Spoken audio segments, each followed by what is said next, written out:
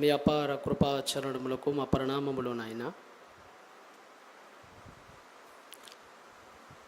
ఈ విశాఖపట్నం ప్రాంతంలోని మీ కుమారుని ద్వారా మీరు నడిపిస్తున్న ఈ సంఘానికి, ఈ సంఘ సభ్యులకి, ఈ సంఘము నడుమ వాక్యం చెప్పే అవకాశాన్ని కల్పించినందుకు మా శిరస్సు వచ్చి మా మనఃపూర్వక కృతజ్ఞతాస్తుతులు తండ్రి. కొన్ని విలువైన విషయాలను మీ బిడ్డలకు బోధించులాగున తగిన బుద్ధిని, జ్ఞానాన్ని మాకు ప్రసాదించండి.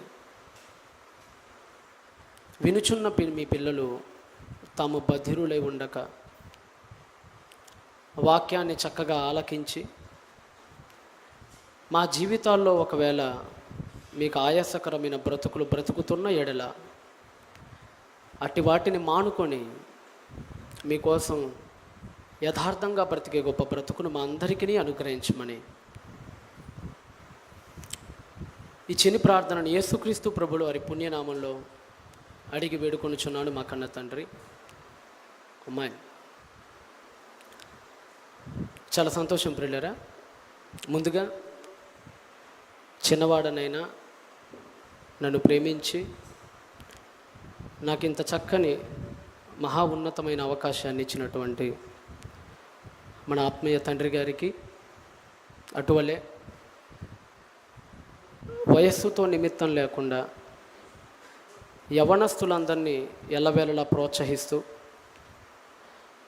ముందుకు సాగమని భుజం నెడుతున్న, ఎందరో యవ్వనస్తులకి దారి చూపుతున్న మన అన్నయ్య ప్రసన్న గారికి కూడా నా హృదయపూర్వక ధన్యవాదాలను తెలియజేసుకొనిచున్నాను. అటువలే విచ్చేసిన మీ అందరికీ కూడా ప్రభునామంలో నా ప్రత్యేక శుభాలు.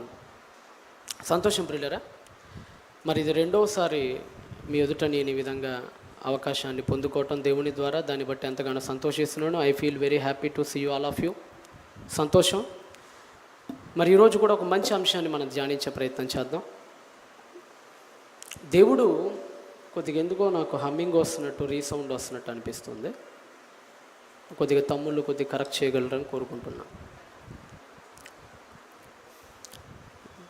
దేవుడు ఎలాంటి వాడో, ఆయన చెడు పట్ల ఎలా వ్యవహరిస్తాడో, మారితే ఎలా వ్యవహరిస్తాడో, ఆయన కనికర వైఖరి ఎట్టిదో, ఆయన కఠిన వైఖరి ఎట్టిదో ఒక వ్యక్తి జీవితంలో నుంచి మనకున్న 50 నిమిషాలు మనం ధ్యానించే ప్రయత్నం చేద్దాం. నిజంగా దేవుడు చాలా గొప్పవాడు, కొన్ని విషయాల్లో చాలా మొండివాడు కూడా. ఒక వ్యక్తి మారతానంటే ఎంత దూరమైనా వెళ్తాడు. వాడి కోసం చరిత్రను ఎటు నుంచి ఎటైనా తిప్పేయగలడు. ఒకడు మారతాను అని అంటే, ఒకడు మారను అని మొండికేస్తే వాడి ముక్కు పిండి వాడి పాపానికి తగిన మూల్యాన్ని వసూలు చేసే సమర్థుడు కూడా మన దేవుడు. ఈ విలువ చాలా వేదిక అయినది కనుక మనం విషయంలోనికి ప్రవేశిద్దాం. ఈరోజు మనం ధ్యానించబోయేటువంటి వ్యక్తి ఇశ్రాయేలీయులకి, యూదయ సామ్రాజ్యానికి పరిపాలించినటువంటి చివరి నుంచి 2వ రాజు. ఆయనే యెహోయాకీను అనేటువంటి రాజు. ఈరోజు మన ధ్యాన పురుషుడు ఆయన యెహోయాకీను. ఇతనికి యొకొన్యా అని, ఎట్ ద సేమ్ టైం కొన్యా అని, ఈ 3 రకాల పేర్లతో ఇతను పిలుస్తూ ఉంటారు ప్రవక్తలు. యెహోయాకీను అనన్న, కొన్యా అని అనిన, యొకొన్యా అని అనిన, ఈ 3 ఒకటే. ఇతని జీవితంలో నిజంగా మనం చాలా విషయాలు నేర్చుకోవాలి.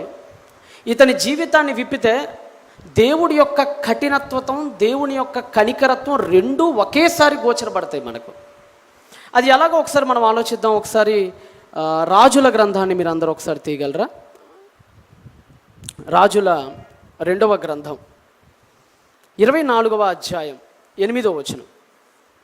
రాజుల 2వ గ్రంథం 24వ అధ్యాయం 8వ వచనం చదవగలరా? యెహోయాకీను ఏలనారంభించినప్పుడు 18 వాడై యెరూషలేమునందు 3 మాసములు ఏలి. ఎన్నేండ్ల వాడై ఏలన ఆరంభించాడట అంటే ఆయన రాజు అయ్యే సమయానికి యెహోయాకీను వయస్సు 18 ఏండ్లట. ఎందుకు దేవుడు సరిగ్గా 18 ఏళ్ళప్పుడే యెహోయాకీనును రాజుగా చేశాడు? 10 ఏళ్లకో 15 ఏళ్లకో 25 ఏళ్లకో చేయొచ్చు కదా. ఎందుకు సరిగ్గా 18వ ఏటే ఏరి కోరి మరీ దేవుడు యెహోయాకీను అనే ఇతన్ని రాజసింహాసనం మీద కూర్చోపెట్టాడు అని మనం ఒకసారి నిజంగా చరిత్రలోకి వెళ్ళి ఆలోచిస్తుంటే, బైబిల్ చరిత్రలోకి వీళ్ళ నాన్నగారు ఒక ఆయన ఉన్నాడండి. ఎవరి నాన్నగారు? యెహోయాకీను యొక్క నాన్నగారు ఒక ఆయన ఉన్నాడు. ఆయన పేరు యెహోయాకీము. చివరి అక్షరం తేడా వీళ్ళిద్దరికి. యెహోయాకీ దాకా ఒకటే. కొడుకుకి ను వస్తుంది, తండ్రికి ము వస్తుంది. ప్రజలు ప్రొనౌన్స్ చేయటంలో కన్ఫ్యూజ్ అవుతారని ప్రవక్తలు నాన్నగారికి ఎల్యాకీము అని పేరు పెట్టారు, కొడుకుకి యొకొన్యా అని పేరు పెట్టారు. వీళ్ళ నాన్నగారు అనగా ఇప్పుడు మన 18 ఏండ్లప్పుడు రాజైన యెహోయాకీను యొక్క నాన్న గురించి ఒకసారి మనం ఆలోచిస్తే, బహుశా దేవుడు ఇతన్ని ఎందుకు 18వ ఏటే నుంచోబెట్టాడో అనే బృహద్ విషయం మనందరికీ అర్థమయ్యే అవకాశం ఉంది. వీళ్ళ నాన్న ఎట్టివాడో ఒకసారి మనం ఇర్మియా గ్రంథానికి వద్దాం. వీళ్ళ నాన్న, ఇర్మియా గ్రంథం చదువుకోవచ్చు, 22వ అధ్యాయం తీయండి. ఇర్మియా గ్రంథం 22వ అధ్యాయం 18వ వచనం. ఇర్మియా గ్రంథము 22వ అధ్యాయము 18వ వచనం. కావున యోషియా కుమారుడగు యెహోయాకీమును యూదారాజును గూర్చి యెహోవా ఈలాగున సెలవిచ్చుచున్నాడు. వీళ్ళ నాన్నగారి గురించి, యెహోయాకీను అనే ఈ నాన్నగారి గురించి, అతని నాన్నగారైన యెహోయాకీము గురించి దేవుడు ఇలా చెప్తున్నాడట. ఏమని? అయ్యో నా సహోదరుడా, అయ్యో నా సహోదరి అని అతని గూర్చి అంగలార్చరు. అంటే వీళ్ళ నాన్న చచ్చిపోయినప్పుడట కనీసం ఏడ్చే దిక్కు కూడా ఉండదట. ఏడ్చే దిక్కు కూడా ఉండదట.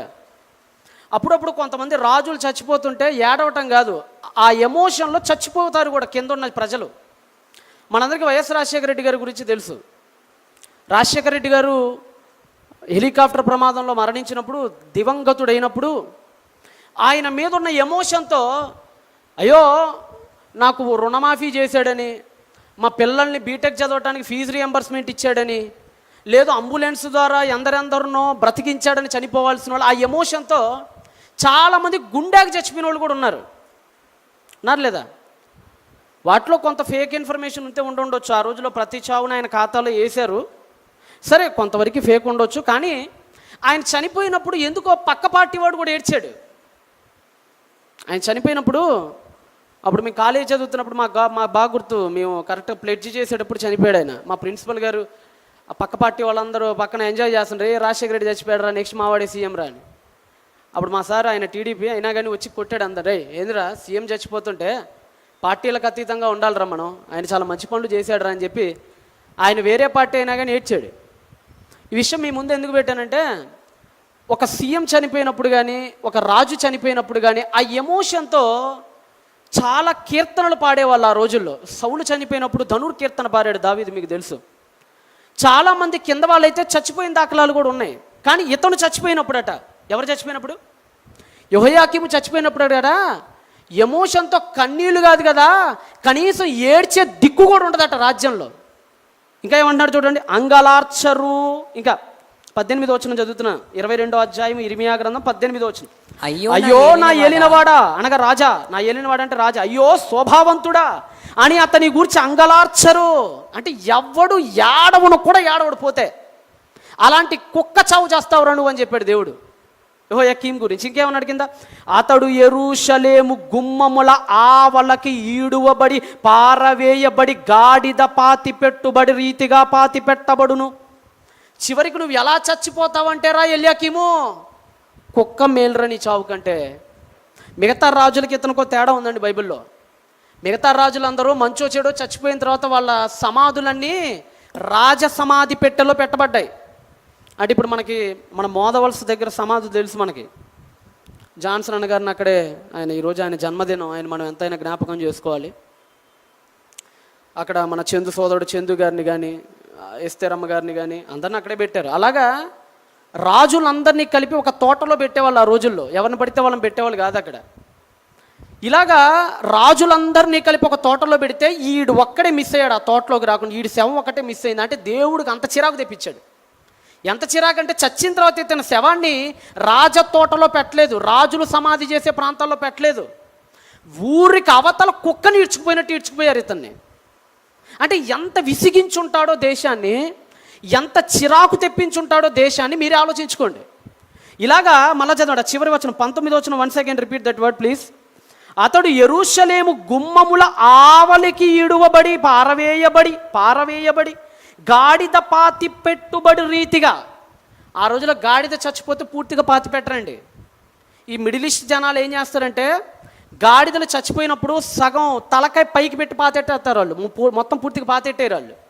శ్రమదండగ దీనికి, అంత పెద్ద గోదవ్వటం ఎందుకు దీనికి శ్రమదండగ, దీని బ్రతికెంత అనుకునేవాళ్ళు గాడిదని. అందుకని సగం సగం గుంటది, సగం సగం పాతెట్టేవాళ్ళు. ఆ మిగతా శవాన్ని హైనాలు వచ్చి పీకు తింటూ ఉండే. అలా పాతి పెట్టబడ్డాడట ఇది. గాడిద పాతి పెట్టబడు రీతిగా పాతి పెట్టబడ్డాడట.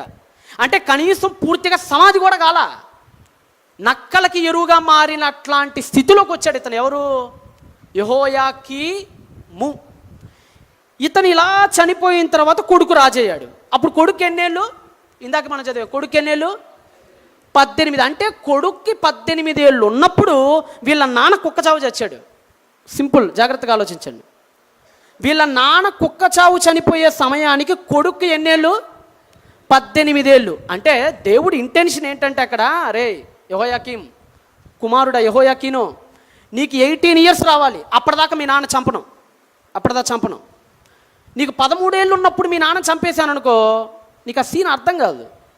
ఎందుకంటే ఒక మనిషికి మైండ్ మెచ్యూర్ ఎప్పుడైద్దండి? ఎప్పుడైద్ది? 18 కదా. పెళ్ళి జరగాలంటే ఒక వయస్సు 18 ఉండాలి. ఒక ఓటు హక్కు రావాలంటే వయసు 18 ఉండాలి. ఒక కార్ని డ్రైవ్ చేయాలంటే వయసు 18 ఉండాలి. ఇలా ప్రతి దానికి 18. ఎందుకంటే ఆలోచన శక్తి పరిపక్వమయ్యే దశ అది. ఎన్నో సంవత్సరం అది? 18. 18 లోపల ఏది చేసినా కేసు అయింది. 18 ఏళ్ళ లోపల వాడు బైక్ తీసుకుని అలా వెళ్ళిపోతాడు, కేసు అడిగి పట్టేసుకుంటారు. అంటే 18 అనేది ఏ నాయకుడిని సెలెక్ట్ చేసుకోవాలో దానికి వస్తాడు, ఆ మెచ్యూరిటీకి వస్తాడు. అందుకని అప్పుడే ఓటు హక్కు మంజూరు చేస్తారు. సరైన అమ్మాయి మంచిదా కదా, ఈ అబ్బాయి మంచోడా కదా అని ఎనలైజ్ చేసుకునే వయసు కూడా 18. అందుకని పెళ్లి వయసు కూడా 18. ఈ విషయం మీకు ఎందుకు చెప్తున్నానంటే, మంచేదో చెడేదో ఆలోచించగలిగిన వయస్సు ఏ వయసు? 18. ఈ 18 ఏళ్ళు వచ్చేంతవరకు వీళ్ళ నాన్న చంపలా. చాలా దాష్టికాలు చేశాడు, అయినా చంపల దేవుడు. వీడికి 18 రావాలి, వాళ్ళ నాన్న వేసేయాలి, దేవుడు టార్గెట్. ఎందుకంటే వాళ్ళ నాన్న చచ్చిపోయినప్పుడు సమాజం ఎలా ఉందో కల్లారా కొడుకు చూడాలి. 18 ఏళ్ళ ఈ కొడుకు, అరే మా నాన్న చేస్తే కనీసం ఎవడు ఏడవట్లేదేంట్రా ఈ రాజ్యంలో? మా నాన్న చేస్తే కనీసం ఏంటి అందరు నవ్వుకుంటున్నారు తప్ప ఒక్కడు కూడా వచ్చి ఆ సమాధి పెట్టి దగ్గరకు వచ్చి ఒక్కడు ఏడవట్లేదేంటి అని ఆలోచించాలి. అప్పుడు ఇతనికి 18 ఏళ్ళు ఉండాలి. అప్పుడు ఒకటి అర్థం చేసుకోవాలి, ఓకే బతికితే మా నాన్నలాగా బతకూడదు, చస్తే మా నాన్నలాగా ఇలాంటి కుక్క చావు చావకూడదు. నా కల్లారా 18 ఏళ్ళు వచ్చినప్పుడు మొత్తం చూస్తున్నాడు ఆ రాజ్యంలో. ఎవ్వడు ఒక్క నోట కూడా వీళ్ళ నాన్న మంచోడనే మాట రావట్లా. వీళ్ళ నాన్న చచ్చిపోయాడని ఒక పురుగు కుక్క కూడా ఆడవట్లా, కనీసం వాళ్ళ ఇంట్లో తిరిగే పిల్లి కూడా ఆడవట్లా. అది చూసి ఇతను అలా అవ్వకూడదు అనే దేవుడి ఇంటెన్షన్. ఇప్పుడు తండ్రి ఉన్నాడండి, బాగా మందాగాడు. తండ్రి బాగా మందాగి ఆ డ్రైనేజీ పక్కన పడుకున్నాడు, లారీ వచ్చి చచ్చిపోయాడు. 18 ఏళ్ళ కొడుకు ఇప్పుడు ఏం నేర్చుకోవాలి చెప్పండి? ఆ తండ్రిని చూసి ఏం నేర్చుకోవాలి? మా నాన్నలాగా బ్రతకూడదు, మా నాన్నలాగా తాకూడదు, మా నాన్నలాగా అలాంటి కుక్క చావకూడదు అని నేర్చుకొని తను తాకుండా ఉండాలి. కానీ ఇతను ఏం చేశాడంటే, మా నాన్న కంటే నేనేమన్నా తక్కువ, మా నాన్న 3 ఆకులు తింటే నేను 6 ఆకులు తిన్నాను అన్నట్టుగా వీళ్ళ నాన్న కంటే దరిద్రంగా తయారయ్యాడు. కల్లారా వాళ్ళ నాన్నని కుక్కని ఈడ్చుకెళ్ళినట్టు, అదే అన్నాడు కదా, గాడిదని ఈడ్చుకెళ్ళినట్టు ఈడ్చుకెళ్ళటం కల్లారా చూశాడు. ఒక్క పురుగు ఏడవకపోవటం కల్లారా చూశాడు. మారకపోగా వాళ్ళ నాన్న ఏం చేశాడో దానికి డబల్ చేసే ప్రయత్నం చేశాడు.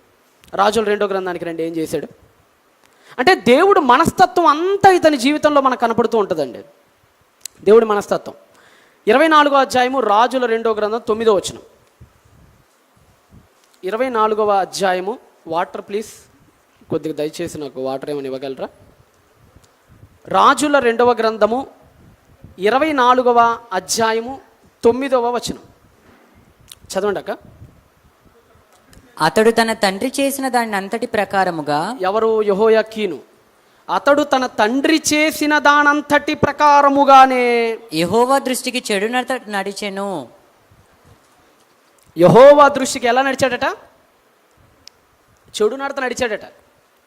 అప్పుడప్పుడు మనం బండి మీద వెళ్తుంటాం, రోడ్డు మీద యూటర్న్ తీసుకునేటప్పుడు, రోడ్డు క్రాస్ చేసేటప్పుడు సడన్గా మన ముందు ఎవడైనా ఫోన్ మాట్లాడుకుంటూ పోయి లారీ టక్కున గుద్దేసింది అనుకోండి, అది మన కల్లారా చూసామనుకోండి, మనం వెంటనే ఏమనుకుంటాం? అరే ఫోన్ నడుపుతా ఎట్టి పరిస్థితుల్లో క్రాస్ చేయకూడదు, రే వాడిని చూసేవి ఎలా గుద్దేసిందో, లారీ ఎలా గుద్దేసింది చూసేవాడిని, అలా వెళ్తున్నాడు, అలా యూటర్న్ తీసి లారీ వచ్చి గుద్దేసింది. సో ఆ ఇన్సిడెంట్, ఆ యాక్సిడెంట్ కల్లారా చూసిన మనం అట్లా వెళ్ళి ఎట్టి పరిస్థితుల్లో మనం అలా రోడ్డు దాటకూడదు, ఒక అడుగు లేట్ అయినా పర్లా, నిదానంగా దాటాలని నేర్చుకుంటాం. కానీ వీడు అలా నేర్చుకోలా. తన తండ్రి చేసిన దాని అంతటి ప్రకారము. చదవండి. యెహోవా దృష్టికి చెడు నడత నడిచెను. అంటే దేవుడు ఆశించిన ఫలం దొరకలా. ఎవరిలో? యెహోయాకీనులో.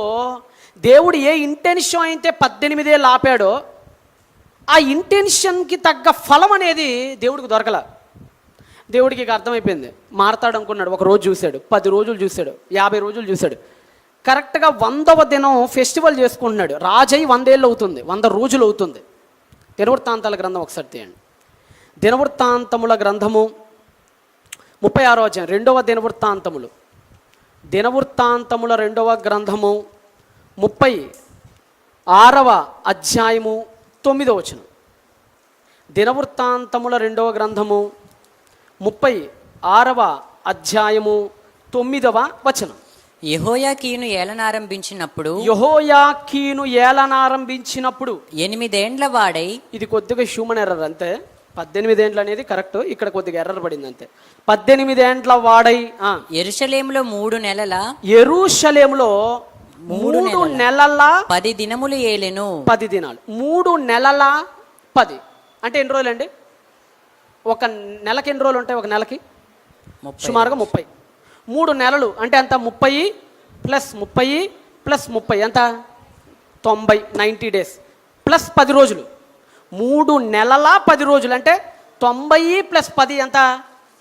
100. కరెక్ట్గా సెంచరీ కొట్టాడు. వాస్తవానికి అక్కడ ఏం జరుగుతుందంటే 100 రోజులను పురస్కరించుకొని పార్టీ జరుపుకుంటున్నాడు వీడు. కరెక్ట్గా 100th డే. దేవుడు ఎలాంటి వాడు అంటేనండి, సుఖంగా ఉన్నప్పుడు కూడా ఎత్తాడండి. మనం చాలామంది ఏమనుకుంటామంటే, నాకేం కాలేదులే, ఓ పలానా పాపం చేసాం, వెంటనే మనకి రియాక్షన్స్ ఏం కనపడవు కదా, మనకేం కాలేదులే అనుకుంటాం. దేవుడు అలాంటి వాడు కదా. దేవుడికి ఎప్పుడు ఎక్కడ ఎలా కొట్టాలో దేవుడికి బాగా తెలుసు. మనోడు ఆ దేవుడు ఏం చేస్తాడులే, మా నాన్నను అనుసరిస్తున్నా, 100 రోజులైంది, రాత్రికి ఫంక్షన్, కేకు కోస్తా, హ్యాపీగా ఎంజాయ్ చేస్తా, నన్ను ఎవడేం చేస్తాడు, నన్ను ఎవడేమీ చేయలేడు అని చాలా ప్రగల్భాలు పలికాడు. అప్పుడు దేవుడు కరెక్ట్గా నెబుకద్నెజరుని పంపించాడు. అంటే ఎన్నేళ్ళు అప్పుడు అతనికి? 18 ఏళ్ళే. 18వ ఏట రాజయ్యాడు, 3 నెలల 10 రోజులు పరిపాలించాడు. అంటే ఎన్నేళ్ళు? 18 ఏళ్లలోనే ఉన్నాడు, ఇంకా 19 ఏళ్ళు కూడా రాలా. అప్పుడు నెబుకద్నెజరు వచ్చి సంఖ్యలేసి కొట్టుకుంటా కొరడాలు తీసుకొని 1500 మైళ్ళ అవతలున్న బబులోన్లోని ఒక చీకటి గల జైల్లో వేసాడు. చదవండి, అది కూడా ఇక్కడ ఉంటుంది. అతడు యెహోవా దృష్టికి చెడు నడత నడిచెను. ఏడాది నాటికి రాజైన నెబుకద్నెజరు దూతల్ని పంపి యెహోయాకీనును బబులోనుకు రప్పించి అతని సహోదరుడైన హిజ్కియాను యూదా మీదను జెరూసలేం మీదను రాజుగా నియమించి. అది ఇంకా మీరు రాజులు చదువుకుంటుంటే మనకు టైం తక్కువ కాబట్టి క్రాస్ రిఫరెన్సెస్ ఎక్కువ చూపించలేను నేను. తీసుకెళ్ళి ఒక చీకటి గల జైల్లో పడేశాడండి. జైల్లో పడేసి ఎన్ని రోజులు జైల్లో పడేశాడంటే, 1 రోజు 2 రోజులు కాదండి, సుమారుగా 38 సంవత్సరాలు జైల్లో మగ్గిపోయాడు. ఎన్నేళ్ళు? 18 ఏళ్ళు ఉన్నప్పుడు జైల్లోకి వెళ్ళాడు, చీకట్లోకి వెళ్ళిపోయాడు. మళ్ళా సూర్య వెలుగుని చూడటానికి దేవుడు 38 ఏళ్ల దాకా సూర్యుడు ఎలా ఉంటాడో తెలియదు అతనికి. సాతాను గాని బంధించాడు కదా దేవుడు, అలాగ బంధించేశాడు. 18 ఏళ్ళప్పుడు జైల్లోకి వెళ్ళినాడు. మీరే ఆలోచించండి, జీవితం మొత్తం ఉడికిపోయినప్పుడు, యవ్వన ప్రాయం అంతా కరిగిపోయినప్పుడు, యవ్వన దశ అంతా నిర్వీర్యమైపోయినప్పుడు అతను జైల్లోనే గడిపేశాడు. తన యవ్వనం అంతా జైల్లో అయిపోయింది. 25 ఏళ్ళు గడిచినాయి, 30 ఏళ్ళు గడిచినాయి, 40 ఏళ్ళు గడిచినాయి, 50 ఏళ్ళు గడిచినాయి, విడుదల లేదు. సమాధిలో కొల్లబెట్టిన శవంలాగా అలాగనే ఆక్రోశిస్తున్నాడు. ఎప్పుడు నాకు విడుదల మహాదేవా, ఎప్పుడు నాకు విడుదల అని ఏడుస్తున్నాడు అనుదినం. కన్నీళ్లతో కుమిలి కుమిలి ఏడుస్తున్నాడు. మొత్తానికి ఇతను 38 సంవత్సరాలు అనగా ఇతనికి 56 ఏళ్ళు వచ్చేంత వరకు, అనగా పెన్షన్ తీసుకునే వయసు అది. గట్టిగా ఎన్నేళ్ళ వయసు? 18 ఏళ్ళప్పుడు వెళ్ళి పెన్షన్ తీసుకునేటప్పుడు వచ్చాడు బయటికి. అంటే ఎన్నేళ్ల వయసు జైల్లో బుగ్గిపాల ఏడిపోయాడో చూడండి. జైల్లో పెట్టారండి, చాలా హింసలు పెట్టారు. కానీ ఒకరోజు ఇతను చెడుతనాన్ని బట్టి ఇతను బాధపడ్డాడు. ఒరే, నాకు ఇన్ని శ్రమలు ఎదురైనాయి అంటే, నాకు ఆ రాజభోగం కోల్పోయానంటే కారణం ఏంటో తెలుసా? మా నాన్న నా కళ్ళెదుట ఎలా చచ్చిపోయాడో దేవుడు నాకు చూపించాడు రా. 18 ఏళ్ళు ఉన్నప్పుడు మా నాన్న ఎలా చనిపోయి ఎలా ఏడవబడ్డాడో నా కళ్ళేరో చూశాను రా. కానీ నా బ్రతుకులో మార్పు రాలా. పైగా మా నాన్నను వెంబడించాను కదా ఆ రోజుల్లో, మా నాన్నలాగే పనికి మాలిన పనులు చేశాను కదా నేను కూడా ఆ రోజుల్లో అని పశ్చాత్తాపం పొందడం స్టార్ట్ చేశాడు. దేవుణ్ణి జోగాడటం స్టార్ట్ చేశాడు. చాలా బాధలు అనుభవించాడు. చివరికి ఒకానొక రోజున చెప్పాను కదా, దేవుడు ఎలాంటి వాడంటే మనం పాపం నుంచి విడుదల పొందాలని ఆశించే వ్యక్తి. అదే అంటాడు కదా, ఒక వ్యక్తి మరణమునందుట నాకు ఇష్టమా, అతను ఏం కావాలి? మారు మనస్సు పొందాలి. ఒక మంచి మాట చూద్దాం మనం ఈ క్షణంలో. కీర్తనల గ్రంథం తీయండి ఒకసారి. కీర్తనల గ్రంథము 97వ అధ్యాయం 10వ వచనం. కీర్తనల గ్రంథము 97వ అధ్యాయము 10వ వచనం. యెహోవాను ప్రేమించు వారిలారా. దేవుడు అంటే మీకు లవ్ ఉందా అని అడుగుతున్నాడు కీర్తనకారుడు. దేవుణ్ణి ప్రేమించు వారులారా, చెడుతనమును అసహ్యించుకొనుడి. అది దేవుణ్ణి ప్రేమించడం అంటే ఏంటో లేదండి. దేవుణ్ణి ప్రేమించడం అంటే ఏంటో అనుకున్నారు? చెడుని అసహించుకోవడమే. అప్పుడప్పుడు ఎవరైనా ఒక స్త్రీని ఏదైనా ఒక పురుషుడు ప్రేమిస్తే అతడి లవ్ను ఆమె యాక్సెప్ట్ చేయాలంటే కొన్ని కండిషన్స్ పెడుతుంది. ఏమంటుంది? నేను నిన్ను ప్రేమించాలంటే నువ్వు ఆ మందు మానేయాలి, ఒకవేళ తాగేవాడైతే ఆ సిగరెట్ మానేయాలి, ఎలా పడితే అలాగ రోడ్లమ్మడ పోకిరీలా తిరగకూడదు, మంచి ఉద్యోగం సంపాదించుకోవాలి. ఇవి నువ్వు చేస్తే నేను నీ లవ్ని యాక్సెప్ట్ చేస్తానంటది. ఆ గులాబీ పువ్వును అప్పుడే నేను తీసుకుంటాను, అప్పుడు కనపడి నా ముందుకు వచ్చి ప్రయోజకుడు పోయి వచ్చి కనపడప్పుడు నేను పెళ్లి చేసుకుంటానంటది. నీతి కలిగిన స్త్రీ అయితే ఒకవేళ మామూలు లోకంలో తిరిగేదైతే వెళ్ళిపోద్దులేండి కండి, అది వేరే విషయం. దేవుడు కూడా నీతి కలిగిన వాడు. ఆయన నువ్వు ప్రేమించాలంటే ఆయన నీ నుంచి ఒకటి ఆశిస్తున్నాడు. ఆయన మన నుంచి ఆశిస్తుంది అంటే నీ చెడుతనమును విడిచిపెట్టు. ఒకసారి చదవగలరు మళ్ళీ అదే మాట. యెహోవాని ప్రేమించు వారలారా, చెడుతనమును అసహ్యించుకొనుడి. చెడుతనాన్ని అసహ్యించుకోండి. ఫస్ట్ మీ లవ్ని నేను యాక్సెప్ట్ చేయాలంటే నాకు కావాల్సింది ఏంటో తెలుసా? మీ దగ్గర నుంచి మీరు చెడుతనాన్ని అసహ్యించుకోండి. ఫస్ట్ చీకొట్టండి దాని ముందు, దాని మొహాన్ని చీకొట్టి దాని వైపు చూడకండి అసలు మీరు. అప్పుడు నేను మిమ్మల్ని యాక్సెప్ట్ చేస్తా. ఇంకో మంచి మాట చూద్దాం. యెషయా గ్రంథం 55వ అధ్యాయము 7వ వచనం. యెషయా గ్రంథం 55వ అధ్యాయం 7వ వచనం. యెషయా గ్రంథం 55వ అధ్యాయం 7వ వచనం. భక్తిహీనులు తమ మార్గమును విడువవలెను. దుష్టులు తమ తలంపులను మానవలెను. వారు యెహోవా వైపు తిరిగిన ఎడల ఆయన వారి యందు జాలిపడును. ఏంటట? భక్తిహీనులు ఏం చేయాలట? తమ మార్గాల్ని విడిచిపెట్టాలట. భక్తిహీనుడు తమ మార్గాలను విడిచిపెట్టాలట. ఇంకో కండిషన్ పెట్టాడు, దుష్టులు తమ తలంపులను మానాలట. వారు యెహోవా వైపు తిరిగిన ఎడల ఆయన వారి యందు జాలిపడును. వారు మన దేవుని వైపు తిరిగిన ఎడల ఆయన బహుగా క్షమించును. దేవుడు చాలా క్షమాశీలుడండి. ఎన్ని పాపాలనైనా సరే పశ్చాత్తాపం అనేది మనం పొందగలిగితే మనల్ని క్షమించటానికి ఆయన ఎల్లప్పుడూ సిద్ధంగా ఉన్నాడు. కానీ మనం ఎలాంటి వాళ్ళం అంటే మనకు పశ్చాత్తాపం లేదండి. అది మనం అనుకుంటున్నాం. పశ్చాత్తాపం అంటే ఏంటో తెలుసా? పాపం చేసినప్పుడు ఏడవటం కాదు. పశ్చాత్తాపం అంటే రిపెంటెన్స్. పశ్చాత్తాపం అంటే అర్థం ఏంటంటే పాపం చేసేసి మోకాళ్ళు వేసి పొలోమని కన్నీళ్ళు ఏడవటం కాదు పశ్చాత్తాపం అంటే. మరలా తప్పు చెయ్యకుండా చచ్చేంత వరకు బ్రతకటం పశ్చాత్తాపం అంటే. కన్నీళ్ళు ఏశావు కూడా విడిచాడు, కానీ ప్రయోజనం లేదు. కన్నీళ్ళు యోధా కూడా విడిచి ఉండొచ్చు, కానీ ప్రయోజనం లేదు. మరలా తిరిగి ఆ తప్పు చేయకూడదు. ఒకసారి మిస్టేక్ చేసావు, ఒకసారి జరిగింది, మన లైఫ్లో ఒక మిస్టేక్ జరిగింది, అది మనకు మాత్రమే తెలుసు ఏం జరుగుతుందో మన జీవితాల్లో. నా జీవితంలో ఏం జరిగిందో, మీ జీవితాల్లో దేవుడు మనందరికీ తెలుసు, దేవుడికి తెలుసు. మరలా అది కంటిన్యూ చేస్తున్నావా, ఆపేసావా? ఒకసారి ఆలోచించుకుందాం. మనం నాతో సహా అందరం ఆలోచించుకుందాం. నాకు తెలిసి మనలో 100కు 100% దాన్ని ఇంకా సమాధి చేయలే. మనతో పాటు వస్తానే ఉంది అది, నేను వీడని నీడ నేననే టైప్లో. ఆ పాపం మన వెంటే వస్తుంది, నీడ వస్తున్నట్టు పాపం వస్తుంది మన వెంట. మనం కుక్క తన వాంతికి తిరిగినట్టు అంటాడు కదా. కుక్క ఎలాంటిదంటే ముందుకు అక్కునేది, హ్యాక్ నాకు నచ్చలేదని అక్కేసిద్ది, మరలా వెళ్ళి మళ్ళా అదే తినేసిద్ది. అది చాలామంది క్రైస్తవ జీవితాలు అలానే ఉన్నాయి. దేన్నైతే బాప్తీసం అప్పుడు సమాధి చేసేసామో మరలా తిరిగి దాన్నే బట్టలా ధరించుకొని బయటకు వచ్చాం, వస్తున్నాం ఇప్పుడు మరలా మనం. దేవుడికి అది నచ్చదండి. దావీదు ఒకసారి తప్పు చేశాడండి. దావీదు బత్షెబ విషయంలో ఎన్నిసార్లు తప్పు చేశాడు లైఫ్లో? ఒక్కసారి తప్పు చేశాడు మహానుభావుడు. ఏడ్చాడు. ఎంత ఏడ్చాడు? హైపర్బోలికల్గా చెప్తాడు ఆయన. పరుపేట ఏమైందట, కన్నీళ్ళకి తేలిందట. చివరికి ఆయన్ని బత్షెబతో పాపం చేసిన దావీదుగా చంపేయటం దేవుడికి ఇష్టం లేదు. అందుకనే చచ్చిపోయే ముందు ఒక టెస్ట్ పెట్టాడు దేవుడు. అదే అబీషగు అనే ఒక కన్యకని ఆయన పక్కన పనుకోబెట్టాడు. చనిపోయేటప్పుడు రాజుల గ్రంథం 1వ అధ్యాయం 1వ వచనంలో ఉంటుంది. షునేమీయురాలైన అబీషగు అనే ఒక అందమైన కన్యకను దావీదు పక్కన పడుకోబెట్టాడు. అప్పుడు ఒక స్టేట్మెంట్ ఇచ్చాడు దేవుడు, చదువుతారు అది. పశ్చాత్తాపం అంటే ఇది.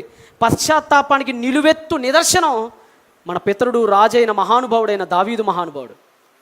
ఒకసారి చదువుతారు రాజుల 1వ గ్రంథం 1వ అధ్యాయము 2వ వచనం. రాజుల 1వ గ్రంథం 1వ అధ్యాయము 2వ వచనం. కాబట్టి వారు మా ఏలిన వాడవును రాజువునకు నీ కొరకు తగిన చిన్నదాని వెతుకుట మంచిది. అయ్యా, పెట్టగలగాలంటే ఓ చిన్నదాన్ని తీసుకొస్తాం, ఆవిడ ద్వారా నీకు వెట్టగలిగే ప్రయత్నం చేస్తే బాగుంటుంది అని అన్నారు. ఆమె రాజైన నీ సముఖమునందుండి నిన్ను ఆదరించి వెట్ట కలుగుటకు నీ కౌగుటిలో పండుకొనును అని చెప్పాడు. అప్పుడు 3వ వచనం. ఇశ్రాయేలు దేశపు దిక్కులలో అన్నిట్లో తిరిగి ఒక చక్కని చిన్నదాన్ని వెతికారట. అంటే మొత్తం ఇజ్రాయేల్ మొత్తం తిరిగితే ఒక చక్కని చిన్నది దొరికిందంట. మొత్తం ఇజ్రాయేల్లో అప్పుడు 50 లక్షల మంది ఉండేవాళ్ళు. 50 లక్షల మందిలోనే పోటీ పెట్టి మరీ ఒక చిన్నదాన్ని తీసుకొచ్చారంటే ఆవిడ ఎంత అందగత్తి అయి ఉండితో ఆలోచించండి. మళ్ళా చదవండి మాట, 3వ వచనం మళ్ళా చదవండి. ఇశ్రాయేలీల దేశపు దిక్కులన్నిటిలో, నార్త్, ఈస్ట్, వెస్ట్, సౌత్ 4 దిక్కులలో తిరిగారట. ఒక అందమైన అమ్మాయి కావాలని తిరిగి ఒక చక్కని చిన్నదాన్ని వెతికారట. అంటే 50 లక్షల మందిని వలేస్తే వచ్చిన చేప ఎవరు? అభిషేకుడు, మహాతల్లి. అభిషేకుని షునేమీయురాలిని చూచి రాజును వద్దకు తీసుకుని వచ్చారు. ఈ చిన్నది బహు చక్కనిదై ఉండి రాజును ఆదరించి ఉపచారము చేయుచుండెను. మంచిది, పెద్దలను ఆదరించాలి. చిన్నది మహానుభావుడు వృద్ధుడైపోయాడు. ఆయన దేవుని సేవ చేసి చేసి వృద్ధుడైపోయాడు. అలాంటి వృద్ధుడికి సేవ చేయడం చాలా మంచిది, మంచి భాగ్యం అది. అలాగా సేవ చేసిందట. సేవ చేసి ఉపచారము చేయుచుండరు కానీ రాజు దానిని కూడలేదు. ఇక్కడ పులుస్టాప్ పెట్టాడండి దావీదు లైఫ్ని దేవుడు. దావీదు లైఫ్ని దేవుడు బత్షెబ దగ్గర పులుస్టాప్ పెట్టలా, అబీషగు దగ్గర పులుస్టాప్ పెట్టాడు. సమాజానికి ఏం చెప్పాలనుకుంటున్నాడంటే, నా భక్తుడు మారాడు. ఎస్, నా భక్తుడు మారాడో, వాడు మొదట్లో తప్పు చేశాడు కావచ్చు, కానీ తర్వాత ఏడ్చాడురా, తర్వాత డొక్కలు ఎండిపోయేటట్టు ఏడ్చాడురా, ఆ తర్వాత ఇంకొక అందమైన అమ్మాయిని తీసుకెళ్ళి పెట్టారా, కానీ అతను కూడలేదురా, ఇప్పుడు అతన్ని చంపేస్తున్నాడు అని ఆ మంచి స్టేట్మెంట్ అతని నుంచి వచ్చిన తర్వాత చనిపోయాడు. మన జీవితం కూడా ఇలానే ఉండాలండి. నాదైనా మీదైనా మన ఎండింగ్ అద్భుతంగా ఉండాలి. మన ఎండింగ్ దేవుడు మెచ్చుకునేటట్టు ఉండాలి. మన చావు దేవుడు నవ్వేటట్లు ఉండాలి. మన చావు ఆయన గర్వంగా దేవదూతల ఎదుట తల ఎత్తుకునేటట్లు ఉండాలి. అలా బ్రతకగలుగుతున్నామా? పశ్చాత్తాపానికి నిలువెత్తు నిదర్శనం కదా దావీదు మహానుభావుడు. అలాంటిది కోరుకున్నాడు దేవుడు, కానీ అది ఎవరు ఇవ్వలేకపోయారు. ఆయనకి రాజులు ఎవరు ఇవ్వలేకపోయారు. కొంతమంది బతికారు, ఒక 8 మంది రాజులు అలా బతికారు. యెహోయాకీను అనేవాడికి జైల్లోకి వెళ్ళిన తర్వాత, సింహాసనం దిగిన తర్వాత అప్పుడు తెలిసి వచ్చింది పశ్చాత్తాపం అంటే ఏంటో.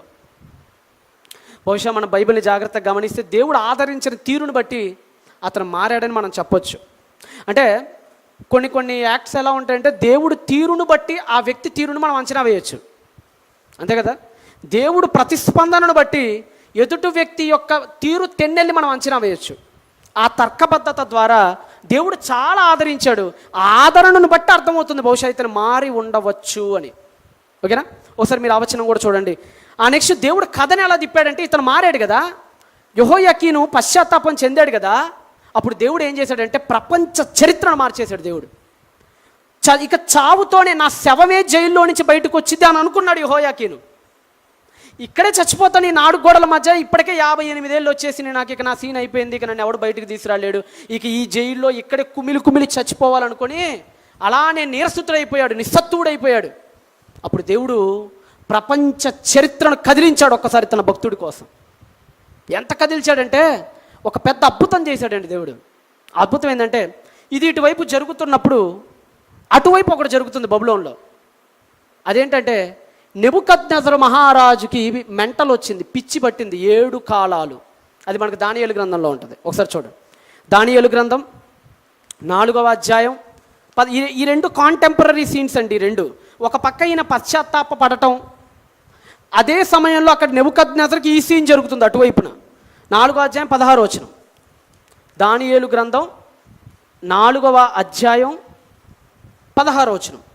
7 కాలములు గడుచు వరకు 7 కాలములు గడుచు వరకు వానికున్న మానవ మనస్సునకు బదులుగా పశువు మనస్సు వానికి కలుగును. ఇది బేసికల్గా చెప్పాలంటే అలంకారం. ఇది మెటఫోర్స్ అంటారు కదా. This is one of the metaphor. ఇది ఒకనొక అలంకారం. 7 కాలములు పశువు మనస్సు కలుగును. చాలామంది చరిత్రకారులు మొదట్లో కొట్టేశారు, అని తప్పు, అసలు నెబుకద్నెజరు జీవితంలో ఇలాంటి ఘటనలు ఎప్పుడు జరగలేదు. ఎందుకంటే నెబుకద్నెజరు జీవిత చరిత్ర బెసోరస్సే ఎక్కువ రాశాడు, క్రీస్తుపూర్వం 3వ సెంచరీ. అతని ద్వారానే మనకి ఎక్కువ బైబిల్కి కాకుండా మిగతా చోట్ల అతని చరిత్ర అతనే రాశాడు. బైబిల్ని పక్కన పెడితే చరిత్ర గ్రంథాల్లోకి వెళ్తే అతను కూడా ఈ సంఘటన రాయలే. చాలామంది చరిత్రకారులు కొట్టేశారు, బైబిల్ ఏదో అట చెప్పాడు అంతేను, 7 కాలాల్లో ఇలాంటి డార్క్ పీరియడ్ ఏం రన్ కాలేదు నెబుకద్నెజరు జీవితంలో అన్నారు. రీసెంట్గా మరి ఐఏఏ వాళ్ళు ఆర్కియాలజీలో త్రవ్వకాలు జరుగుతున్నప్పుడు పిచ్చి గీతలు కనపడుతున్నాయి. ఒక గృహలో పిచ్చి గీతలు, మెంటల్ బట్టినోడి గీత, అర్థం లేని గీతలు కనపడుతున్నాయి. తర్వాత కొద్దిగా దొరుకుతున్నటువంటి ఎక్స్క్వేషన్స్ని బట్టి ఆలోచించినప్పుడు ఒకటి అర్థమైంది, నెబుకద్నెజరు మహారాజు 7 సంవత్సరాలు సింహాసనం మీద పరిపాలించలేదు. అతనికి మెంటల్లీ డిజార్డర్ ఏదో వచ్చింది. అతను మెంటలీగా ఎందుకు అప్సెట్ అయ్యాడు. ఇలా అప్సెట్ అవ్వటాన్ని బట్టి ఇతను రాజరికం నుంచి 7 ఏళ్ళు దూరం అయ్యాడని రీసెంట్గా తెలుస్తుంది. ఇప్పుడు చదువుతున్న త్రవ్వకాలు. ఒకప్పుడు తప్పని చెప్పారు బైబిల్ని ఈ విషయాన్ని పట్టుకొని. నిజంగా దేవుడు చాలా గొప్పవాడు. ఆయన అన్ని విషయాల్లో తన భక్తులు తల ఎత్తుకునేటట్లుగా చరిత్రను భద్రపరిచినవాడు మన దేవుడు. సో ఇప్పుడు కొత్త రీసెంట్ హిస్టరీ మనకేం చెప్తుందంటే, అవునరా బాబు, నెబుకద్నెజరు అనేవాడికి 7 years వాడికి దాని ఏమంటే హిస్టీరియా అనే వ్యాధి వచ్చిందట. హిస్టీరియా అనే వ్యాధి వచ్చి బట్టలు లేకుండా పిచ్చోళ్ళలాగా చింపిరి పనులు చేయటాన్ని బట్టి రాజ్య బహిష్కరణ కొంతకాలం గురయ్యాడు అతను. అంటే వీళ్ళందరూ కలిసి ఉజ్జయాని కనుక కుష్ఠరోగం వచ్చినప్పుడు ఏం చేశారు, కుష్ఠరోగం వచ్చినప్పుడు అవతల ఎక్కడో వేరే చోట పెట్టి అతను కొడుకుని రాజుని చేశారు. అలాగా ఈ 7 కాలాలు పశువు మనస్సు వచ్చినప్పుడు వీళ్ళ కొడుకు రాజయ్యాడు అక్కడ. ఎవరి కొడుకు? నెబుకద్నెజరు కొడుకు. నేను ఇప్పుడు చరిత్రలో ఉన్న డాట్స్ని కలుపుతున్న, బైబిల్లో ఉన్న డాట్స్ని చరిత్రలో ఉన్న డాట్స్కి మ్యాచ్ చేస్తున్న, కరెక్ట్ రిజల్ట్ వస్తుందని. మన తండ్రి గారు మనకు అదే కదా నేర్పించింది. చరిత్రను బైబిల్కి ఎలాగా జయింపజేయాలి, ఎలా ఆపాదించాలి, ఎప్పుడు సర్వసత్యం బయటపడిద్ది కదా. ఈ డాట్స్ను మనం కలుపుతుంటే ఒక ఇమేజ్ ఫామ్ అవుతుంది. ఒక ఇమేజ్. ఆ ఇమేజ్ ఏంటంటే, ఈ 7 కాలాలు నెబుకద్నెజరుకి పిచ్చి పట్టినప్పుడు ఇతని కొడుకు ఎవెల్మెరోదకు రాజయ్యాడు. ఇతని గురించి కూడా మనకి రాజుల గ్రంథంలో ఉంటుంది, అతని కొడుకు ఎవెల్మెరోదకు గురించి. ఒకసారి రాజుల 2వ గ్రంథం తీయండి అందరూ. రాజుల 2వ గ్రంథం 25వ అధ్యాయం 27వ వచనం. రాజుల 2వ గ్రంథం 25వ అధ్యాయం 27వ వచనం చదవగలరా? యూదారాజైన యెహోయాకీను చెరలో ఉంచబడిన 37వ సంవత్సరం 12వ నెల 27వ దినమున బబులోను రాజైన ఎవెల్మెరోదకు. ఎవరట? ఎవెల్మెరోదకు. నెబుకద్నెజరు కొడుకు అన్నమాట ఇతను. ఎవెల్మెరోదకు అంటారు ఇతను. ఎవెల్మెరోదకు ఇవిల్ మార్డుక్ అని ఉంటుంది ఇంగ్లీష్లో అయితే. ఈ ఎవెల్ మెరొదకు అనేవాడు తన తండ్రికి పిచ్చి పట్టినప్పుడు రాజ్య సింహాసనాన్ని అధిష్ఠించాడు. ఎక్కడ? బబులోనులో 7 సంవత్సరాల పాటు. 7 సంవత్సరాల పాటు ఇలా అధిష్ఠించిన తర్వాత 7 ఏళ్లకి పశువు మనసు పోయి మళ్ళీ మానవ మనసు వచ్చింది ఇతనికి. ఎవరికి? నెబుకద్నెజరుకి. మళ్ళీ దానియేలు గ్రంథం చూడండి ఒకసారి. అంటే మనం కరెక్ట్గా సింగ్ చేసుకుంటూ పోదాం, చాలా అద్భుతమైన హిస్టరీ సాగిద్ది మనకి ఇక్కడ. ఇలాగా 7 కాలములు గడిచిన తర్వాత 16వ వచనం. 7 కాలములు గడుచు వరకు 7 కాలములు గడుచు వరకు వానికున్న మానవ మనస్సునకు బదులుగా పశువు మనస్సు వానికి కలుగును. ఈ ఆజ్ఞ జాగురూకులకు దేవదూతల ప్రకటనను అనుసరించి జరుగును, నిర్ణయమైన పరిశుద్ధుల ప్రకటనను అనుసరించి సంభవించును అని చెప్పి మాట్లాడుతూ 7 కాలాల తర్వాత మరలా తిరిగి మానవ మనస్సుకు వస్తాడు అని చెప్తాడు. మీరు కింద అలా చదువుకుంటూ వెళ్ళండి, తర్వాత అధ్యాయం అంతా ఫుల్ఫిల్ చేసేయండి, చదివేసేయండి. ఫైనల్గా మనకు ఒక విషయం అర్థమవుతుంది. ఇప్పుడు సింపుల్, నేను చెప్పాలనుకుంటున్న విషయం వెరీ సింపుల్. ఏంటంటే 7 సంవత్సరాల వ్యవధిలో ఇతని కొడుకు రాజ్య పరిపాలన చేసినప్పుడు నెబుకద్నెజరు మహారాజుకి పశువు మనస్సు పోయి మళ్ళీ మానవ మనస్సు వచ్చింది. అనగా డిస్టాయిడ్ మళ్ళీ తగ్గిపోద్ది, డిసీజ్ మళ్ళీ తగ్గిద్ది, ఆ డిజార్డర్స్ మళ్ళీ తగ్గిపోతాయి, తగ్గి మళ్ళీ రాజు అవుతాడు. రాజయ్య మళ్ళీ సింహాసనం మీదకి వచ్చినప్పుడు కొడుకు చేసినటువంటి కొన్ని పనులు అతనికి నచ్చల. ఈ 7 ఏళ్లలో తను పిచ్చివాడిగా ఉన్నప్పుడు కొడుకు చేసిన కొన్ని పనులు నచ్చల. ఎవరికి? నెబుకద్నెజరుకి. కొడుకు ఏం చేశాడంటే వాళ్ళ నాన్న పేరుని కాకుండా తన పేరుని ముందుకు తీసుకొచ్చాడు. ఇప్పుడు ఉదాహరణకి ఏం లేదండి, ప్రభుత్వం మారిందంటే ఏం చేస్తారు? స్టిక్కర్లు మార్చేస్తారు కదా. ఇప్పుడు ఆల్రెడీ నేను వచ్చినప్పుడు గమనిస్తే అంతకుముందు రేషన్ ఒకటి బియ్యం ఉంటుంది కదా, బియ్యం తెచ్చేదాన్ని ఏమంటారు, వ్యాన్, రేషన్ వ్యాన్. అంతకుముందు జగన్మోహన్ రెడ్డి బొమ్మ ఉండేది అక్కడ, ఇప్పుడు తీసేశారు. అంతకుముందు ఎక్కడ పెట్టినా కానీ ఈ సచివాలయాల మీద వాళ్ళ జెండా బొమ్మలు ఉండే, ఇప్పుడు తీసేశారు. ప్రభుత్వం మారిందంటే రంగు మారిద్ది, బొమ్మ మారిద్ది. నెబుకద్నెజరు తర్వాత ఎవెల్ మెరొదకు ఏం చేశాడంటే బొమ్మలు మార్చాడు. మన భాషలో చెప్తున్నా, నిజంగా అక్కడ ఏదో స్టిక్కర్లు ఉన్నాయని కాదు, మన భాషలో చెప్తున్నా. అతని ఉనికిని తగ్గించి తనే సర్వసైన్యాధికారిగా ప్రకటించుకోవడం స్టార్ట్ చేశాడు. ఆ విషయం ఇతనికి నచ్చల. ఎవరికి నచ్చల? నెబుకద్నెజరుకి నచ్చల. 7 ఏళ్ల తర్వాత మళ్ళా మానవ మనస్సు వచ్చినప్పుడు కొడుకు మీద కోపంతో కొడుకుని జైల్లో పెడతాడు. ఏం చేస్తాడు? 7 సంవత్సరాల తర్వాత మానవ మనస్సు తిరిగి వచ్చినప్పుడు వాళ్ళ కొడుకు మీద కోపం వచ్చి కొడుకుని జైల్లో పెడతాడు. ఆ కొడుకు ఎల్లకెళ్ళక ఈ యెహోయాకీనున్న జైల్లోకి పోతాడు. దేవుడు చూడండి చరిత్రను ఎలా కదుపుతున్నాడో చూడండి. తన దాసుడు పశ్చాత్తాపం పొందాడని చరిత్ర పుటల్ని కదిలిచ్చాడు దేవుడు. బబులోని హిస్టరీ చదివితే షాక్ అనిపిస్తుంది. నిజం. ఇదంతా ఎందుకు చేశాడంటే ఇదిగో ఇతను మారాడు, ఇప్పుడు ఇతనికి విడుదల చేయాలి, యెహోయాకీని విడుదల చేయాలి. విడుదల చేయాలంటే కాలచక్రాన్ని మార్చాలి. అందుకనే దేవుడు సడన్గా అతనికి పిచ్చి పట్టేటట్టు చేయటం, అప్పుడు ఇతను రాజు అవ్వటం, మళ్ళీ అతనికి పిచ్చి తగ్గటం, ఇతని పనులు అతనికి నచ్చక ఇతన్ని తీసుకొని జైల్లో వెళ్ళటం, ఇతను ఎల్లకెళ్ళక ఇతని జైల్లోకి పోవటం. అప్పుడు వీళ్ళిద్దరు ఫ్రెండ్స్ అయ్యారు. ఎవరిద్దరు? ఎవెల్ మెరొదకు, యెహోయాకీను, వీళ్ళిద్దరు ఫ్రెండ్స్ అయ్యారు. ఒక మాటలో చెప్పాలంటే క్లాస్మేట్స్ స్టైల్లో జైల్ మేట్స్ అయ్యారు వీళ్ళిద్దరు. ఎప్పటిదాకా? వాళ్ళ ఫాదర్ చనిపోయేంతవరకు ఇతను జైల్లో ఉన్నాడు ఎవెల్ మెరొదకు. ఒకే కంచం ఒకే మంచం, మన భాషలో చెప్పాలంటే. ఇద్దరు అంటే సరదాగా చెప్తున్నా మీకు, ఒకే దగ్గర పండుకునేవాళ్ళు, ఒకే దగ్గర తినేవాళ్ళు, ఒకే జైల్లో ఇద్దరు. మరి ఒకళ్ళొకళ్ళు పంచుకుంటారు కదా ఒకే చోట ఉంటే.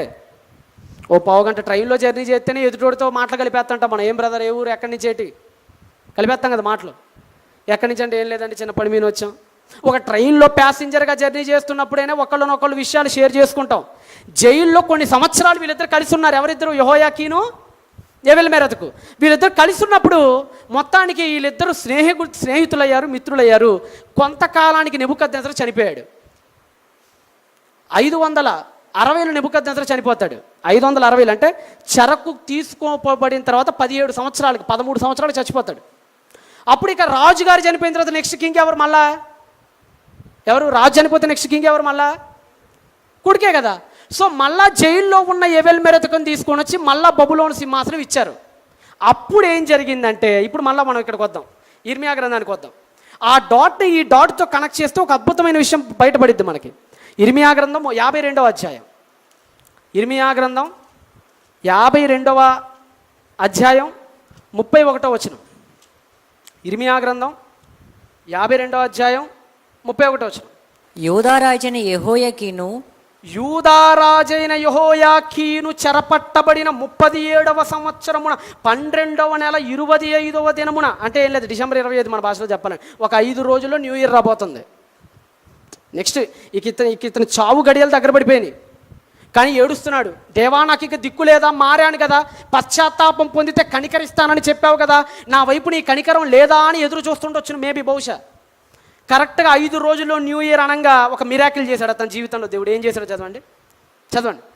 బబులోను 25వ దినమున బబులోను రాజైన ఎవిల్మెరోదకు 31వ వచనం నేను చదువుతుంది ఇప్పుడు, 52వ అధ్యాయం 31వ వచనం చదువుతున్నాను నేను. బబులోను రాజైన ఎవిల్మెరోదకు తన ఏలుబడి యందు మొదటి సంవత్సరమున, ఎన్నో సంవత్సరం, జస్ట్ అలా సింహాసనం ఎక్కాడు, ఎక్కంగానే ఫ్రెండ్ గుర్తొచ్చాడు. ఇది చూసినప్పుడు అనిపిస్తుంటుంది యోసేపుకు ఫ్రెండ్స్ సరైన వాళ్ళు దొరకలేదేమోనని. యోసేపు ఉన్నాడు కదా, అక్కడ కూడా ఆయనకి 2 ఫ్రెండ్స్ ఉన్నారు. ఎవరాళ్ళు? పక్షకారుల అధిపతి, పానదాయకుల అధిపతి. వాళ్ళలో ఒకడు వెళ్ళిపోయిన తర్వాత ఏమైపోయాడు, మర్చిపోయాడు. ఇతను చేసిన మేలు మర్చిపోయాడు. అతనికంటే 100 రెట్లు పెట్టలేదు ఎవిల్మెరోదకు, మర్చిపోవాలి ఫ్రెండ్ని. మర్చిపోకుండా ఏం చేశాడు చూడండి. మొదటి సంవత్సరం అంటే జస్ట్ సింహాసనం అలా అధిష్ఠించాడు. ఫస్ట్ ఇయర్లోనే ఒక పని చేశాడు. ఏం పని చేశాడట చదవండి. యెహోయాకీమును దయచూపి, మొదటి సంవత్సరమున యూదారాజైన యెహోయాకీనునకు దయచూపి బందీ గృహములో నుండి అతన్ని తెప్పించి అతనితో దయగా మాటలాడి అతనితో కూడా బబులోనులో నుండి రాజుల సింహాసనము కంటే ఎత్తైన సింహాసనము అతనికి నియమించాడు. ఫస్ట్ వెళ్ళంగానే ఒక పని చేశాడు. ఇప్పుడు మనలో కూడా ఒక వ్యక్తి సీఎం అంగానే కొన్నిటి మీద సంతకాలు పెడతాడు, అవునా? బహుశా మనకి జగన్ గారు అప్పుడు ఏం పెట్టారో గుర్తులేదు, కానీ ఫస్ట్ సంతకాలు ఉంటాయి. ఆ అప్పుల ఏముంటుంది, రుణమాఫీ అని, లేదంటే అగ్రిగోల్డ్ అని, ఏవో కొన్ని ఉంటాయి కదా. పెన్షన్స్ మీద పెడతారు. చంద్రబాబు నాయుడు కదా పెన్షన్ మీద పెట్టాడు ఆయన.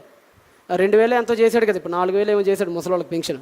ఎక్కంగానే ఫస్ట్ సంతకం దాని మీద పెడతాడు. అలాగా ఎవిల్మెరోదకు కింగ్ అయిన తర్వాత ఫస్ట్ సంతకం దేని మీద పెట్టాడు తెలుసా? యెహోయాకీన్ అనేవాడు పాపం 38 ఏళ్ల నుంచి జైల్లో ఉన్నాడు. 38 ఇయర్స్. ఎప్పుడో కుర్రోడు ఉన్నప్పుడు 18 ఏళ్ళు ఉన్నప్పుడు వెళ్ళాడట. 38 ఏళ్ళు అయింది. ఇప్పుడు వాడు వయసు అంతా ఉడికిపోయింది. 38 + 18 అంటే ఎంత? 56 సంవత్సరాలు.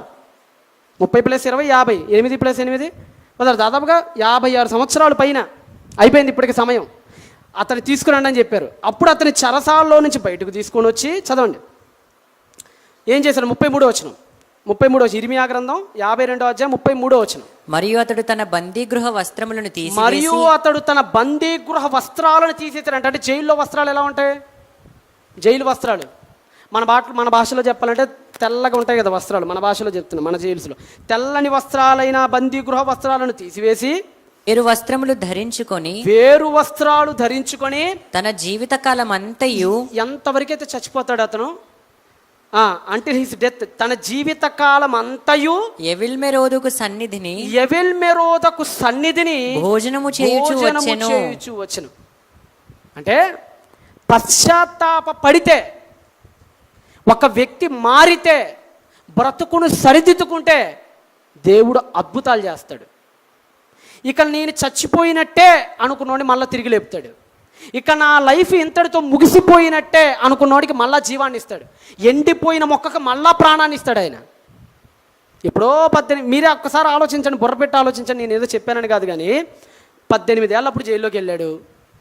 ఎన్ని సంవత్సరాలు? 38 సంవత్సరాలు. ఏమంటే 38 ఏళ్ళు జైల్లో ఉండాలంటే మామూలు విషయం అంటే మన వయసే లేదండి, నా వయసే లేదంత. అంత తీసుకొచ్చి జైల్లో పెట్టారంటే ఎంత కఠినమైన శిక్షలు అనుభవించాడో చూడండి. ఎంత మానసికంగా ఎంత ఇదైపోతారో చూడండి ఒక వ్యక్తి. అది రాజరికంలో ఉండాల్సినవాడు. అది కూడా ఎలాంటోడు? ఏసీ, మన భాషలో చెప్పాలంటే ఏసీ గదుల్లో ఉండాల్సినవాడు. చలువ గదుల్లో ఉంటారు వాళ్ళు రాజులు ఆ రోజుల్లో. పట్టు పరుపుల మీద పడుకుంటారు. పట్టు పరుపుల మీద ఉన్నోడు తీసుకొని చెక్కడ పడేశాడు నెబుకద్నెజరు. గట్టి పరుపు మీద పడేశాడు. ఏంటి, బంగారపు పళ్ళాల్లో అన్నం తినేవాడికి ఏం పెట్టాడు? ఇనపళ్ళాన్ని ఇసిరేశాడు. పంచపక్ష పరవాణాలు తినాల్సిన వాడికి ఏం పెట్టాడు? క్లేశాన్నం పెట్టాడు. ఎన్ని ఇబ్బందులు పడి ఉంటాడో చూడండి. రాజభోగాలతో అనుభవించిన వ్యక్తి బికారోడికి మళ్ళీ ఒక మూలన పడేస్తే ఎంత ఇబ్బందులు ఎదుర్కొని, ఎంత మానసికంగా ఎంత ఇబ్బంది పడి ఉంటాడో ఆలోచించండి. 38 సంవత్సరాల తర్వాత మారినందుకు దేవుడు చక్రం తిప్పాడు. నెబుకద్నెజరు గాడికి పిచ్చి పడతాం ఏంటి? ఆడి కొడుకు అప్పుడు పరిపాలించడం ఏంటి? మళ్ళీ ఆడికి పిచ్చి తగ్గటం ఏంటి? ఈడు కొడుకు రాజు అవ్వటం ఏంటి, ఈడు పోక మళ్ళీ ఆడి జైలుకు పోవటం ఏంటి, అక్కడ వాళ్ళిద్దరూ ఫ్రెండ్స్ అవ్వటం ఏంటి, మళ్ళీ ఈడు చచ్చిపోవటం ఏంటి, మళ్ళీ ఈడు బయటికి రావటం ఏంటి, ఈడు ఆడి జ్ఞాపకం రావటం ఏంటి, మళ్ళీ అతన్ని తీసుకొచ్చి మళ్ళీ బయట పెట్టి మళ్ళీ అన్నం తినిపించడం ఏంటి, ఇంత కథ అసలు సినిమాల్లో తప్ప విడిగా జరగదు. జరిగిద్దా?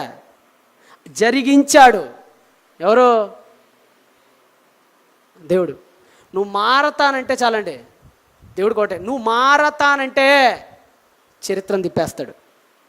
నీ బ్రతుకు మార్చుకుంటానంటే కాలగడియలు మార్చేస్తాడు. చక్రవర్తుల దిశను నిర్ధారిస్తాడు ఆయన. ఆయనకు ఒకటే కావాలి, మన నుంచి ఏం కావాలి? ఆయనకి మారు మనస్సు కావాలి. మరొక మంచి మాట చూద్దాం మనం, మరొక మంచి మాట చూద్దాం. రోమీలకు రాసిన పత్రిక 12వ అధ్యాయం 9వ వచనం. రోమీలకు రాసిన పత్రిక 12వ అధ్యాయం 9వ వచనం. రోమీలకు అపోస్తలుడైన పౌలు రాసినటువంటి పత్రిక 12వ అధ్యాయము 9వ వచనం చదవగలరా? మీ ప్రేమ నిష్కపటమైనదై ఉండవలెను. మనతో చెప్తున్నాడు, నీ ప్రేమ నిష్కపటమైనదై ఉండవలెను. చెడ్డదానిని అసహ్యించుకొని. దేవుడు ఒకటేనండి కోరుకుంది ఫైనల్, ఇదే. చెడు అనే దాన్ని ఫస్ట్ మనం అసహించుకోవాలి. చెడ్డదానిని అసహించుకొని మంచి దానిని హత్తుకొని ఉండుడి. మంచి దానిని హత్తుకోండి రా, చాలరా, బస్ నాకు అజ్జాలు. చెడ్డదాన్ని వదిలేసేయండి, మంచి దాన్ని హత్తుకోండి. నాకు అదొక్కటే చాలు, మీ నుంచి నాకు ఇంకేవి వద్దు అంటున్నాడు ఆయన. అది మనం చేయగలుగుతున్నామా? కొరింథీయులకు అపోస్తలుడైన పౌలు రాసినటువంటి పత్రిక, రెండో పత్రిక. కొరింథీయులకు అపోస్తలుడైన పౌలు రాసినటువంటి రెండో పత్రిక 1వ అధ్యాయము 8వ వచనం. కొరింథీయులకి అపోస్తలుడైన పౌలు రాసినటువంటి రెండవ పత్రిక 1వ అధ్యాయము 8వ వచనం.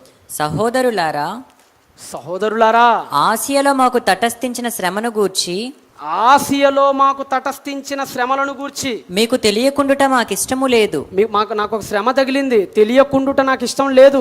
అదేదనగా, అదేంటంటే మేము బ్రతుకుదుమను నమ్మకము లేక యుండునట్లుగా. మేము బ్రతుకుదుమను నమ్మకము లేక యుండునట్లుగా అంటే మీరు చచ్చిపోతాం అనుకున్నామయ్యా.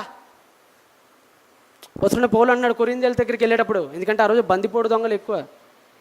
సీన్ అయిపోయింది, చచ్చిపోతాం, ఇక మా పని అయిపోయింది అనుకున్నారు. అలా అనుకున్నప్పుడట మళ్ళా చదవండి, ఒక్కసారి మళ్ళీ అదే మాట చదవండి. మేము బ్రతుకుదుమను నమ్మకము లేక యుండునట్లుగా. మేము బ్రతుకుదుము అనే నమ్మకము లేక ఉండునట్లుగా అంటే ఇక మేము ఇంకా చచ్చిపోయాను అనుకున్నాడట ఒకనొక మూమెంట్లో పౌలు గారు. అక్కడండి ఈ మధ్య ప్రాంతాల్లో ఎక్కువగా మలేరియా ఎఫెక్ట్ ఎక్కువ తగులుతుంది. అక్కడ అలెగ్జాండర్ ద గ్రేట్ కూడా అలానే కదా పోయింది. ముఖ్యంగా పౌలు గారు ప్రయాణం చేసిన ప్రాంతాల యొక్క ప్రాచీన చరిత్రను చూస్తే మలేరియా అనే వ్యాధులతో కొన్ని వందల మంది చచ్చిపోయారు. ఆ చరిత్ర పుటల్లోకి వెళ్తే ఎక్కువ బెడదవి. అలాంటి ప్రాంతాల్లో సంచరించాడు ఆయన. సంచరించి ఇక చచ్చిపోతాం, ఇక బ్రతకటానికి నాకు నమ్మకం లేదు అని అనుకున్నప్పుడట దేవుడు ఏం చేశాడట? మా శక్తికి మించిన అత్యధిక భారము వలన కృంగిపోతిమి. అత్యధిక భారము వలన కుంగిపోయాడట. అంటే ఇక నా వల్ల కాదు మహానుభావ అనుకున్నాడట దేవుడి దగ్గర. కుంగిపోతిమి. 9 మరియు 9వ వచనం చదువుతున్నానండి, కంటిన్యూషన్. మరియు మృతులను లేపు దేవుని యందే గాని మా యందే మేము నమ్మిక ఉంచకుండున్నట్లు మరణమగుదుమను నిశ్చయము మా మట్టుకు మాకు కలిగి ఉండెను. అంటే వాళ్ళలో వాళ్ళైతే అనుకున్నారంట, ఏం తిమోతే మన పని అయిపోయింది, పోయిక ఇక అయిపోయినట్టే. మనం ఈ కొరింథీ నుంచి ఆసియా నుంచి తిరిగి వెళ్ళేదేం లేదు, ఈ దేవుడికి వదిలేద్దాం, బతికితే బతికినట్టు లేదంటే చచ్చిపోయినట్టు అనే జీవితం మీద ఆశలు వదిలేసుకున్నారట అపోస్తలుడైన పౌలు గారు ఆసియాలోకి వెళ్ళినప్పుడు. అప్పుడు 10వ వచనం, ఆయనట్టి గొప్ప మరణము నుండి మమ్మను తప్పించెను. అది అంటే ఇక చచ్చిపోతాడు అనుకున్న వాడిని కూడా దేవుడు ఏం చేశాడు? బ్రతికించాడు. మనకు కూడా అంతేనండి. మొన్న మధ్యన నాకు తెలిసిన ఆయన కర్నూలు వైపు వెళ్తున్నప్పుడు ఒక ఆయన తన టెస్టిమోనీ షేర్ చేసుకుంటున్నాడు. టెస్టిమోనీ ఏంటంటే, అన్న నాకు కరోనా కాలంలో బ్లాక్ ఫంగస్ వచ్చింది, ఇట్ట తీసాడండి, నోట్లో నుంచి అట్ట తీసాడు. 4 కాదు అది, 4 నాకు చూపిస్తున్నాడు. నాకు భయం వేసింది. మాట్లాడుతూ సడన్గా అలా తెరిచి అలా 4 తీసి ఇలా చూపిస్తున్నాడు. నాకు భయం వేసింది. ఏంటి బ్రదర్ ఇది అన్న? ఏమీ లేదు, లోపలంతా డొప్పే, ఇది కూడా ఏమీ లేదు చూపిస్తున్నాడు. ఏంటి ఏమైందన్న? కరోనా టైం గుర్తుందన్న మీకు? 2వసారి అటాక్ కొట్టినప్పుడు, కరోనా సెకండ్ లాక్డౌన్ అప్పుడు బ్లాక్ ఫంగస్ వచ్చింది, మొత్తం తినేసిందన్న. చచ్చిపోతానేమో అని అనుకున్నాను. హాస్పిటల్, కర్నూలు గవర్నమెంట్ హాస్పిటల్ తీసుకుపోయారు. ఇక ప్రాణం అయిపోయింది, తీసుకెళ్ళిపోయిన చెత్తకుండి దగ్గర పడేశారు. ఆ చెత్తకుండి దగ్గర పడేశారట. అప్పుడు ప్రసంగాలన్నీ విన్నాడట, మన డాడీ గారి ప్రసంగాలు, రసనన్న ప్రసంగాలు, ఉపేంద్ర అన్నవి, మావి, అన్నయ్య, మన అన్నలందరి, మన ప్రిన్సిపల్స్ గారు అందరి ప్రసంగాలు విన్నారట. విని చచ్చిపోయే ముందు అనుకున్నాడట, దేవా నన్ను వదిలేసరిగా చచ్చిపోతానంటున్నారు, బ్రతికితే నీ కోసం బ్రతుకుతా, లేదంటే చచ్చిపోతా అని అనుకున్నాడట. పైన మార్చురీ బాక్స్లో వేస్తారు కదా ముసుగు, తెల్లటి, అది కూడా వేసేసారట. కానీ ఎందుకో చివరి మూమెంట్లో ఒక నర్సు వెళ్తూ ఇక్కడ కొట్టుకుంటున్నట్టు చూసిందట ఆవిడ. ఏంటి ఇక్కడ పడేసారు, తీసుకెళ్ళండి ఒకసారి. వాళ్ళ బంధువుని పిలిచి, కొద్దిగా ప్రాణం ఉంది, అవకాశం ఉంది, డబ్బు ఏమన్నా పెడితే కొద్దిగా మంచి ఆపరేషన్ చేస్తే బతుకుతే, అప్పటికప్పుడు హైదరాబాద్ తీసుకుపోయారట. 16 లక్షలు ఖర్చు పెట్టారట. ఖర్చు పెడితే అప్పుడు బతికొచ్చాడట బయటికి. అతను చూసినప్పుడు ఒకటి అర్థమైంది, ఇక చచ్చిపోయారు అని మార్చురీకి కూడా తీసుకుపోవాల్సిన వ్యక్తిని దేవుడు ఏం చేశాడు? అదే చెప్తున్నాడు ఇక్కడ 10వ వచనంలో అదే చెప్తున్నాడు. 9వ వచనం, మరియు మృతులను లేపు దేవుని అందే కానీ మృతులను, మీ రికార్డ్ అండి, ఆ కర్నూలు ఆయనే చెప్తున్నాడు, రికార్డ్ అన్న బ్లాక్ ఫంగస్ వచ్చిన వాళ్ళు ఎవరు బతకలా, నేను ఒక్కనే బతికింది మా హాస్పిటల్ మొత్తం మీద. అందరూ చచ్చిపోయి కాటికి వెళ్ళిపోయారు, నా కాళ్ళ ముందే కాటికి తీసుకెళ్ళిపోతున్నారు, నాకేమో గుండెలంతా దడదడ కొట్టేసుకుంటుంది. కానీ దేవుడు వాక్కులు అప్పటికే విన్నా, నేను చివరి మూమెంట్లో వింటున్నాను, అప్పటికి ఆల్రెడీ వింటున్నా డాడీ గారి ప్రసంగాలు, అందరి ప్రసంగాలు వింటున్నా నేను. కానీ నాలో ఒక మార్పు, నా ఏడ్చా, దేవుడికి ప్రాధేయపడ్డ, దేవా భార్య పిల్లలు అందరు ఉన్నారు, నాకేం చేయాలో అర్థం కావట్లా, చచ్చిపోతున్నారు, ఊపిరాడట్లా, ఇక నాకు నా జీవితం అయిపోయింది అనేస్తున్నారు అని చివరి మూమెంట్లో ఆయన కన్నీళ్ళ బుట్లు విడుస్తూ అక్కడ పడిపోయి ఉన్నప్పుడు ఆ బిన్ను దగ్గర, డస్ట్బిన్ దగ్గర మిరాక్యులస్గా హైదరాబాద్ తీసుకెళ్ళటం, అక్కడి నుంచి అతను బ్రతకటం, ఈరోజు మళ్ళా బ్రతికి మొన్న మీటింగ్లో ఆయన ఒక మీటింగ్ కూడా పెట్టించాడు ఆయన. అంటే ఈ విషయం ఎందుకు చెప్తున్నానంటే, మృతులను సైతం మన దేవుడు బ్రతికిస్తాడు. ఎప్పుడు అంటే ఒకటి కావాలి నీ దగ్గర నుంచి. ఆయన ఏం కావాలి? ఆయనకి మారు మనస్సు కావాలి. ఈరోజు నిజంగా ఎందరినో బ్రతికించి వెళ్ళిపోయాడండి మన అన్న జాన్సన్ గారు. ఈరోజు అన్నగారి జన్మదినం కదా. నిజంగా ఈ రోజున నాకు అవకాశం రావటం అనేది దేవుడిచ్చిన భాగ్యంగా భావిస్తున్నాను.